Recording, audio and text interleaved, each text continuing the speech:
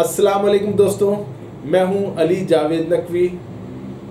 भारतीय वज़ीर आज़म मोदी बुरी तरह फंस गए हैं। सोशल मीडिया पर उनकी जितनी छितरौल हो रही है उसे लफ्ज़ों में नहीं बताया जा सकता। भारतीय हुक्मरान और भारतीय मीडिया पहले बड़ी बढ़के मार रहा था, लेकिन अब उनके गुब्बारे से हवा निकल गई है। खाया पिया कुछ नहीं, गिलास तोड़ा 12 ने। अपने फौजी भी मरवा लिए, कैदी भी बने, दुनिया भर में रुसवा हुए और आखिर में माफ़ी भी मांग ली।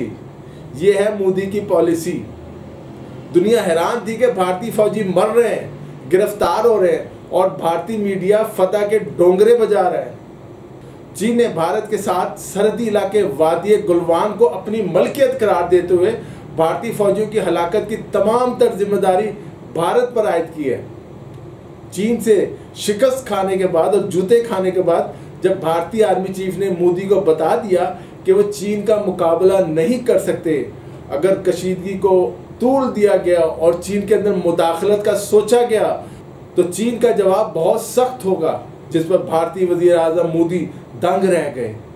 भारतीय मीडिया ने हाइप क्रिएट किया था कि इधर भारतीय फौजें जाएंगी, उधर चीन हथियार डाल देगा और पूरा चीन भारत के कब्जे में आ जाएगा। लेकिन चीन की एक ही टक्कर से ये कागजी और इंडियन मीडिया के शेर ढेर हो गए।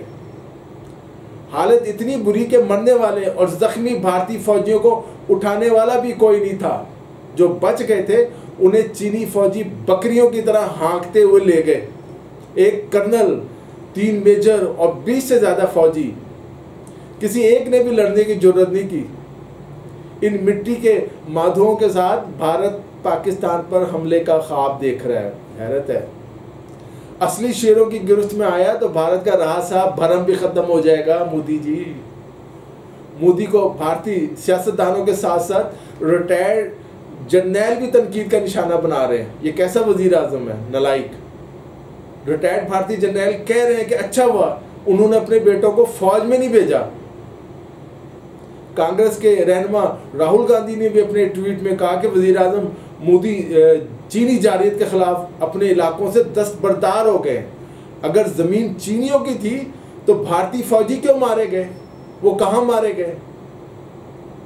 वाज़ेह रहे कि 2013 में लद्दाख में दोनों ममालिक की फौजें आमने सामने आने के बाद मोदी ने अपनी इंतखाबी मुहिम में उस वक्त की कांग्रेसी हुकूमत को बहुत रगेदा था और चीन को सबक सिखाने जैसे बुलंद बांग दावे किए थे, मैं ये कर देता, मैं वो कर देता। लेकिन वक्त आने पर बकरी बन गए। अब चीनी वजारत खारजा के तर्जुमान ने अपनी प्रेस ब्रीफिंग के दौरान वादी गुलवान के वाक़े का जिम्मेदार भारतीय फौजियों को करार दिया है और उनके खिलाफ इंक्वायरी का मुतालबा किया है। चीन का कहना है कि वाक़े की तमाम तर जिम्मेदारी भारत पर आयद होती है। 15 जून को भारत और चीन के दरमियान झड़प हुई थी, जिसके नतीजे में भारत के 20 फौजी मारे गए थे। ये 45 साल के दौरान दोनों मुल्कों के अफवाज के दरमियान सबसे खूनरेज झड़प थी।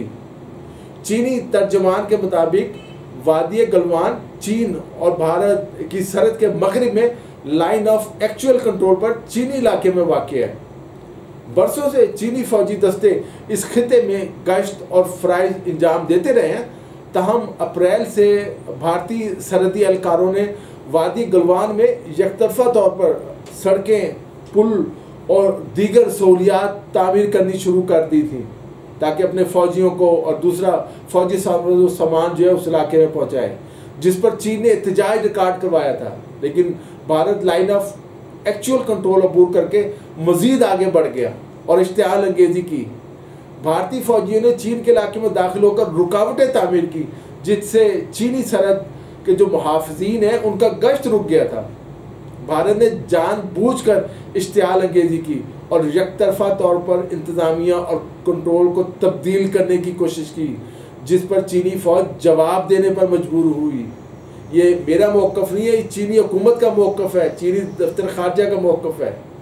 हैरत अंगेज़ तौर पर फौजी राब्तों के बाद भी भारतीय फौजियों ने समझौते की खिलाफ वर्जी करते हुए एक मरतबा फिर LAC पार की और मुज़ाकरात के लिए जाने वाले चीनी फौजियों और अफसरान को निशाना बनाया, जिसके नतीजे में हाथापाई हुई जो कई अमवात का सबब बनी।